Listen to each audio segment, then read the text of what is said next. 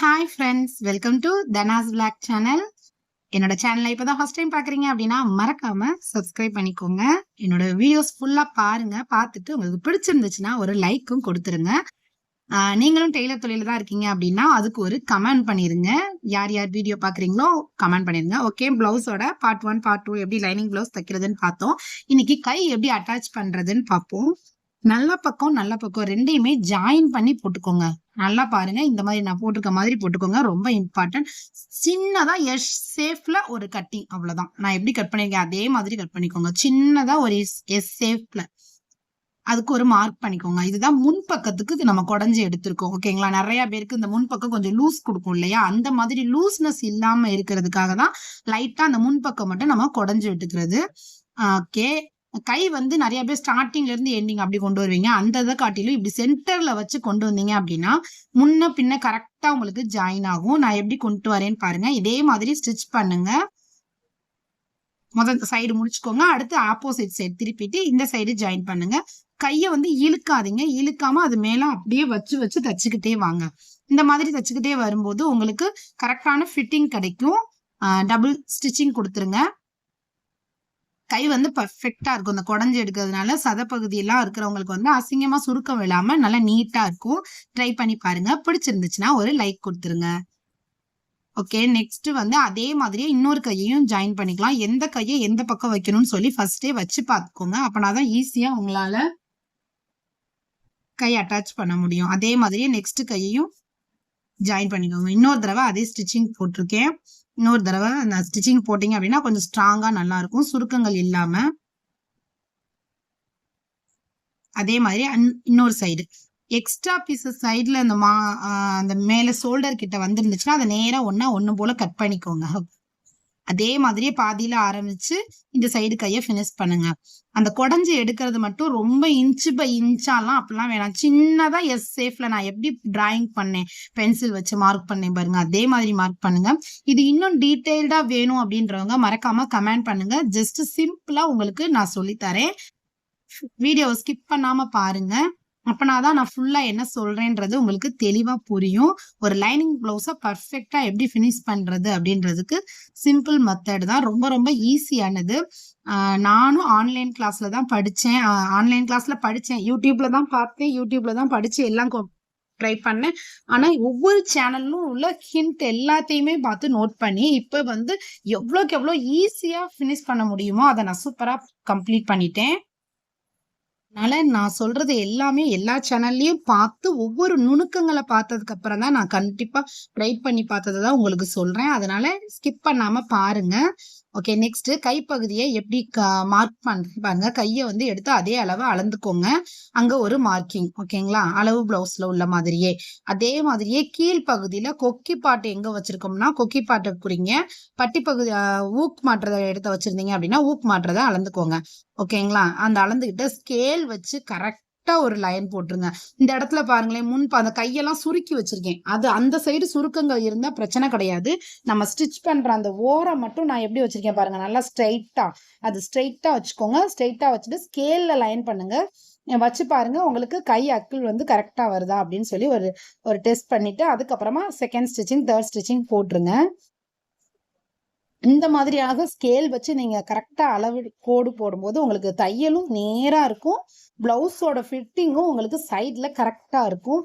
இந்த பிளவுஸ் நான் கட் பண்ணி அவங்களுக்கு தச்சு கொடுத்தவங்களுக்கு பர்ஃபெக்டா இருந்துச்சுமா அப்படின்னு சொல்லி சொல்ற அளவுக்கு ஃபினிஷிங்கா இருந்துச்சு. ட்ரை பண்ணி பாருங்க. இந்த மெத்தட் உங்களுக்கு பிடிச்சிருந்துச்சுன்னா ஒரு லைக் கொடுத்துருங்க.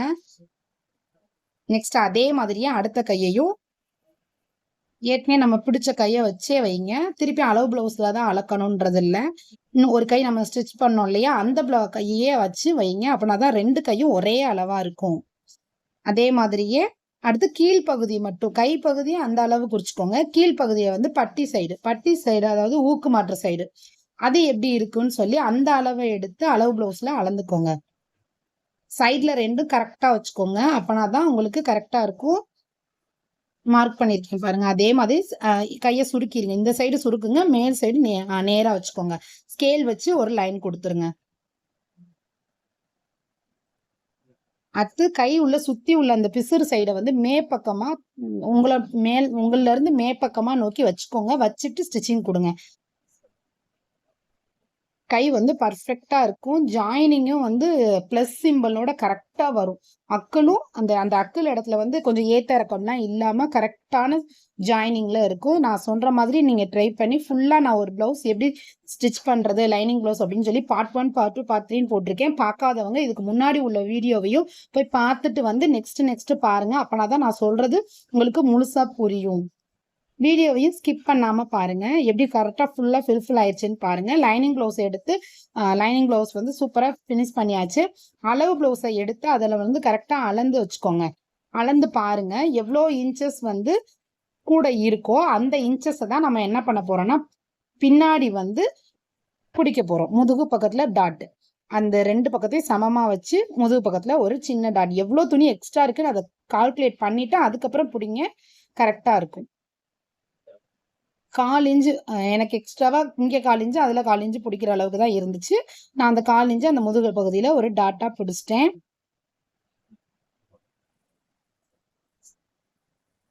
இவ்வளோ ஈஸியா ஒரு பிளவுஸை வந்து கம்ப்ளீட் பண்ணலாம் அப்படின்றதுக்கு சூப்பரா இருக்கும். நீங்க ட்ரை பண்ணி பாருங்க. பிடிச்சிருந்துச்சுன்னா லைக் பண்ணுங்க. இதே மாதிரியான என்னோட வீடியோஸ் உங்களுக்கு நீங்க பார்க்கணும்னு விருப்பப்பட்டீங்க அப்படின்னா மறக்காம சப்ஸ்கிரைபும் பண்ணி வச்சுக்கோங்க. இது வேற ஏதாவது உங்களுக்கு டவுட் இருக்கு, இல்ல இந்த மாதிரி ஸ்டிச் பண்ணா நல்லா இருக்குமா, என்ன வேணும் அப்படின்னு சொல்லி ஏதாவது டவுட் இருந்தாலும் எனக்கு கமெண்ட் பண்ணுங்க. கண்டிப்பா உங்களுக்கான வீடியோஸ் வந்து நான் போடுறேன்.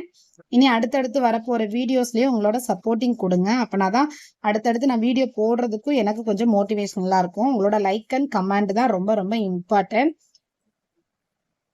பிடிச்சிருந்துச்சுன்னா மட்டும் சப்ஸ்கிரைப் பண்ணி வச்சுக்கோங்க. ஓகே, நெக்ஸ்ட் அதே மாதிரி 1/4 இன்ச்சு பிடிச்சாச்சு. பட்டி பகுதி 2 பக்கமும். இன்னொரு சைடும் அதே மாதிரியே சென்டர் பகுதி எடுத்து பாதி தான் பிடிச்சி 1/4 இன்ச்சு எடுத்து பிடிச்சிக்கோங்க. இந்த டாட் வந்து கடைசியில பிடிச்சிங்கன்னா தான் உங்களுக்கு முதுகு பகுதி வந்து கரெக்டா ஃபிட்டிங்கா உட்காரும். ஓகேங்களா? இதே மாதிரி பிடிங்க. கையை ஃபுல்லா திருப்பி போட்டு பார்க்கலாம். பிளவுஸ் வந்து சூப்பரா இருக்கு.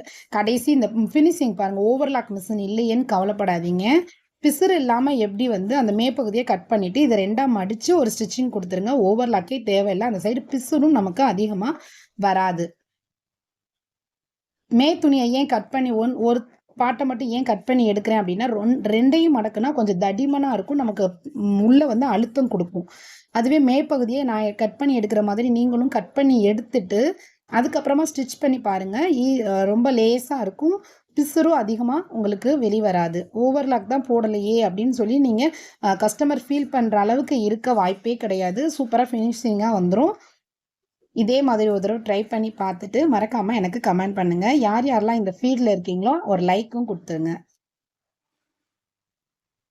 பாருங்க, ஓவர்லாக் போடலையே அப்படின்ற ஒரு குறையே நமக்கு அந்த ப்ளவுஸில் இருக்காது. சூப்பராக ஃபினிஷிங்காக வந்துருச்சு. ப்ளவுஸ் நல்லா கரெக்டாக இருக்குது. இந்த வீடியோஸ் ஃபுல்லாக ஸ்கிப் பண்ணாமல் பார்த்ததுக்கு ரொம்ப நன்றி. பார்த்தவங்களுக்கு இதே மாதிரி வீடியோஸ் பார்க்க என்னோட சேனலை சப்ஸ்கிரைப் பண்ணிக்கோங்க. தேங்க்ஸ் ஃபார் வாட்சிங்.